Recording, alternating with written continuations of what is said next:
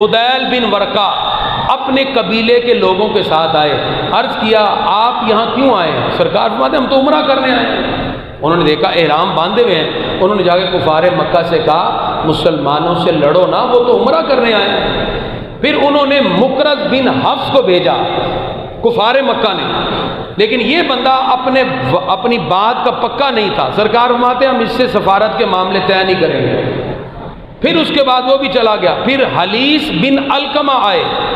جب حلیس بن علقمہ آیا تو آقا علیہ الصلوۃ والسلام نے فرمایا یہ اس قبیلے سے ہے جو عمرہ کرنے والوں کا بڑا احترام کرتے ہیں، اپنے اونٹوں کو کھڑا کر دو اور سارے لبیک کی صداؤں کو بلند کرو۔ جب حلیس بن علقمہ آیا تو صحابہ کی جماعت کی زبانوں پر تھا لبیک اللہم لبیک لبیک لا شریک لک لبیک ان الحمد والنعمت لک والملک لا شریک لک۔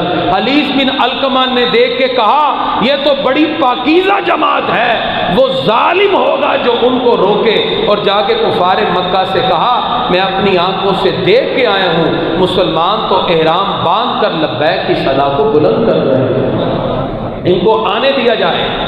پھر کفار مکہ نے عروہ بن مسعود ثقفی کو بھیجا۔ اب عروہ بڑا چلاک تھا، یہ بڑے بڑے درباروں میں جاتا تھا، کیسرو کسرا ایران کے بادشاہوں میں ٹیبل ٹاک کرنے، گفتگو کرنے، یہ سفیر بن کے آیا کافروں کی طرف سے۔ توجہ، گفتگو کا انداز دیکھیے، عرب کے اندر جب کسی سے بات کی جاتی تھی تو قریب بیٹھ کے بات ہوتی تھی۔ ادھر آقا علیہ الصلوۃ والسلام کے صحابی مغیرہ بن شعبہ کھڑے ہیں، ادھر حضرت ابو بکر صدیق رضی اللہ عنہ، ادھر فاروق اعظم مولا علی، 1400 صحابہ کھڑے ہیں۔ عروہ بن مسعود سرکار کے قریب بیٹھا اور گفتگو کا آغاز کرتے ہوئے اس نے کہا میں آپ کو مشورہ دیتا ہوں آپ واپس چلے جاؤ۔ سرکار نے ہم تو عمرہ کرنے آئے ہیں۔ اس نے ایک جملہ بڑا سخت کہا، اس نے کہا اگر آپ ہمارے ساتھ لڑو گے تو میں دیکھ رہا ہوں یہ جتنے تمہارے ساتھی ہیں نا یہ سارے تمہیں چھوڑ کے چلے جائیں گے، سارے تمہیں چھوڑ کے چلے جائیں گے۔ حضرت ابو بکر صدیق کو جلال آ گیا، آپ نے اس مقام پر اس کو اتنی گندی گالی دی جو میں ممبر پہ بیٹھ کے ترجمہ کاری نہیں کروں، بخاری میں موجود ہے۔ آپ نے کہا امسس بدر اللہ، دفع ہو جا یہاں سے، تو ہمیں کہتا کہ ہم اپنے آقا کو چھوڑیں گے؟ خدا کی عزت کی قسم سب کچھ قربان ہو سکتا ہے، محبوب کا دامن نہیں چھوڑ سکتا۔ اس نے اپنی بات کرتے ہوئے، عرب کے اندر جو عاجز ہوتا تھا وہ کسی کی داڑھی کو ہاتھ لگا کے بات کرتا، یا انداز تھا ان کا، جو عاجزی سے بات کرتا وہ ایسے داڑھی پہ ہاتھ لگا کے، یعنی یہ اظہار کرتا کہ ہم کمزور ہیں، تذلل ہیں، آپ ہماری بات مان لیں۔ تو اس نے اپنا ہاتھ سرکار کی ریش مبارک کی طرف ایسے کیا تو مغیرہ بن شعبہ نے آگے بڑھ کے تلوار کا ایسے پچھلا حصہ مارا اور کہا اب اگر تو نے اپنا ناپاک ہاتھ میرے آقا کی داڑھی کی طرف اٹھایا تو اللہ کی عزت کی قسم میں تیرے ہاتھ کو کاٹ کے رکھوں گا۔ تیری کیا مجال کہ میرے آقا کے سامنے اپنا ہاتھ اٹھائے؟ یہ سارے کام سرکار کے سامنے ہو رہے ہیں۔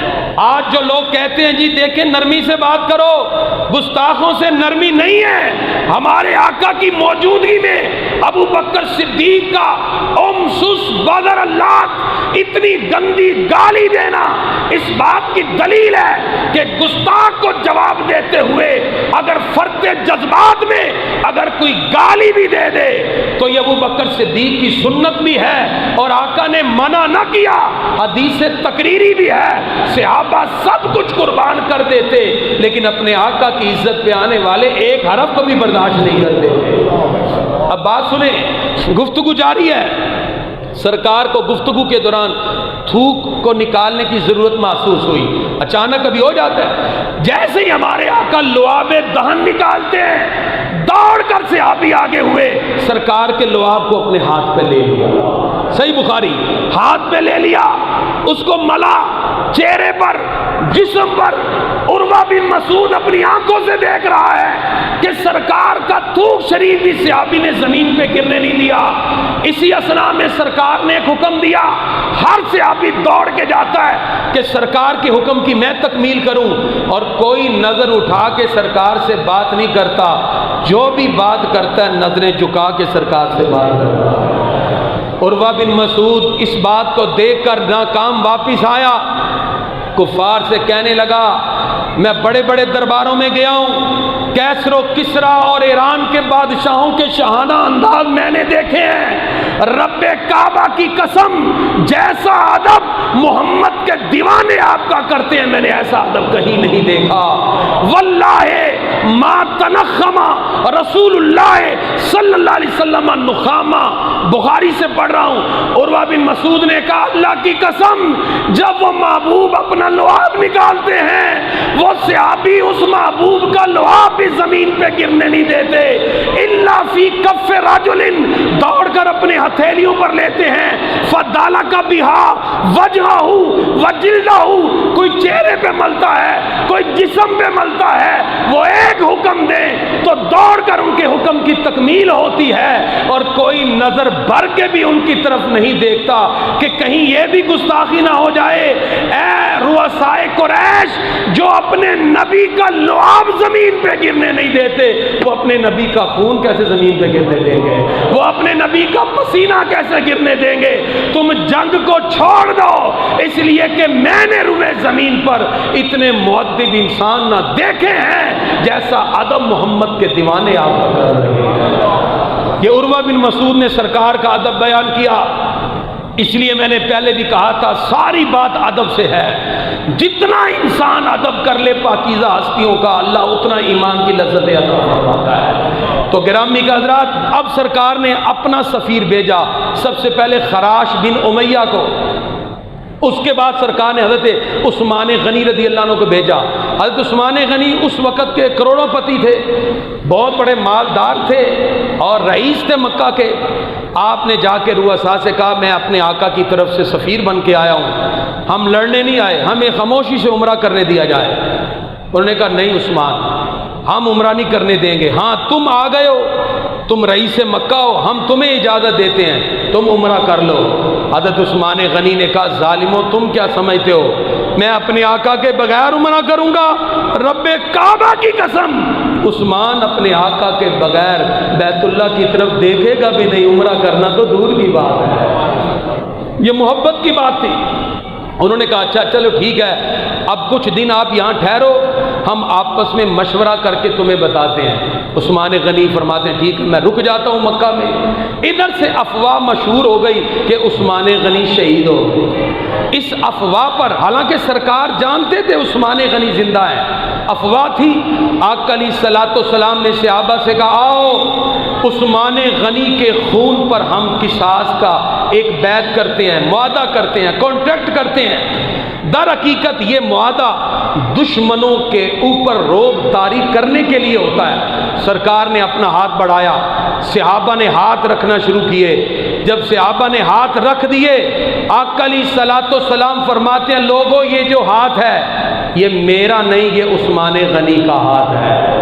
سرکار جانتے تھے عثمان زندہ ہیں، اس لیے سرکار نے ان کا ہاتھ یعنی اپنے ہاتھ کو ان کا ہاتھ قرار دیا۔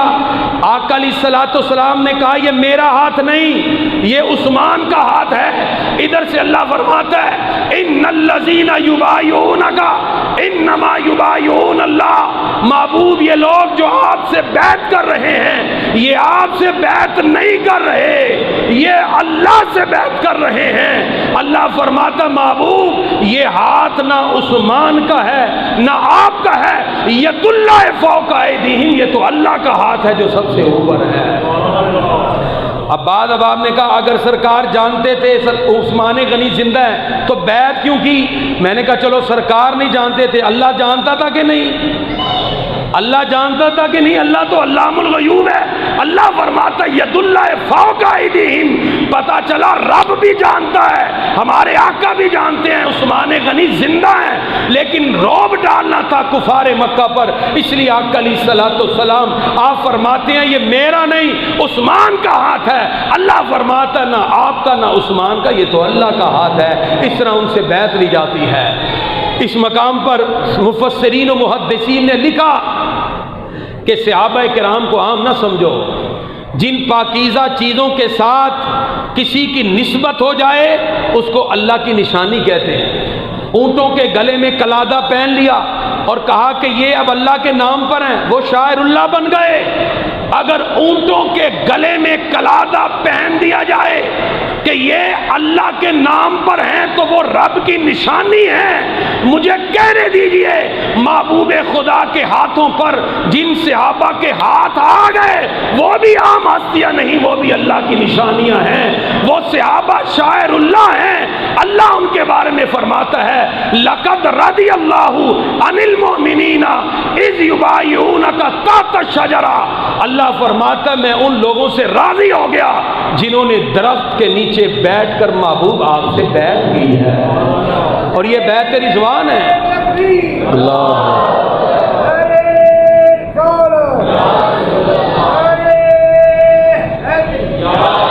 یہ بیعت رضوان ہے جس کے بارے میں اتفاق ہے جتنے صحابہ اس میں شریک ہوئے اللہ نے سب کے لیے بخشش کا پروانہ جاری فرما دیا۔ لقد رضی اللہ عن المؤمنین اذ یبایعونک تحت الشجرہ، فرمایا جو درخت کے نیچے بیٹھ کے بیعت کر رہے ہیں اللہ ان سب سے راضی ہو گیا۔ اللہ نے صحابہ کی رضا کا نوشتہ دے دیا۔ اس لیے گرامی کا حضرات صحابہ ایمان کا مرکز ہیں، صحابہ ایمان کی نشانی ہے۔ اللہ فرماتا ہے آمنو کما آمن الناس، یوں ایمان لاؤ جیسے میرے محبوب کے صحابہ ایمان لائے ہیں۔ تو گرامی قدر حضرات اس کے بعد آقا علیہ الصلوۃ والسلام کے پاس صحابہ بیٹھے، پھر پیاس لگی، پانی پھر ختم ہو گیا۔ عرض کی پیارے آقا پانی نہیں ہے؟ آقا علیہ الصلوۃ والسلام نے کہا برتن میں تھوڑا سا ہے۔ عرض کیا ہاں یہ چھوٹا سا برتن ہے، اس میں ہے۔ چمڑے کی چھاگل آئی، آقا علیہ الصلوۃ والسلام نے اپنے ہاتھ اس میں ڈالے۔ صحابہ کہتے ہیں رب کعبہ کی قسم، ادھر سے سرکار نے ہاتھ ڈالے، ادھر سے اللہ نے پانچوں انگلیوں سے پانی کے چشمے جاری فرما دیے۔ یہ صلح حدیبیہ کے مقام پر، حدیبیہ کے اس مقام پر سرکار کی انگلیوں سے پانچوں چشمے جاری ہوئے۔ مورخین نے لکھا حضرت موسیٰ علیہ السلام اگر عصا مارے فن فجرت من حسنت عشرت عینا، تو پہاڑی اور پتھر سے 12 چشمے پھوٹ جائیں۔ فرمایا پانی کا پہاڑ سے نکلنا کوئی ایسی بات نہیں، لیکن آقا علیہ الصلوۃ والسلام کی انگلیوں سے جو پانی نکلا ہے اس پانی کو رب قدوس نے سب سے اعلیٰ مقام عطا فرما دیا۔ کتنے لوگوں نے پیا؟ صحابہ کہتے ہیں تھے تو 1400، تھے تو 1400، اگر 1,00,000 بھی ہوتے تو سرکار کی انگلیوں سے بہنے والے چشمے سے سیراب ہو جاتے۔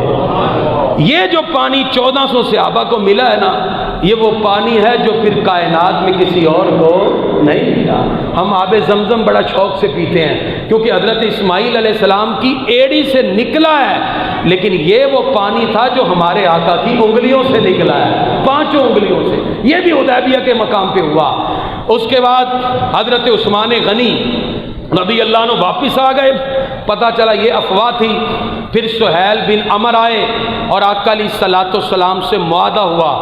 گرامی حضرات یاد رکھیے اسلام کی اشاعت کے لیے بڑی حکمت عملی سے کام کیا گیا، اور تبلیغ کے اصولوں میں یہ بات شامل ہے کہ آپ ہمیشہ گفتگو اور بات کرتے ہوئے لفظوں کا خوبصورت انتخاب کریں اور عمل اس انداز میں کریں کہ لوگوں کے، غیروں کے دلوں میں آپ کی بات اثر کر جائے۔ اللہ فرماتا ہے ادعو الی سبیل ربک بالحکمہ، اللہ کی طرف جب بھی بلاؤ تو حکمت اور دانائی سے بلاؤ۔ دانائی والا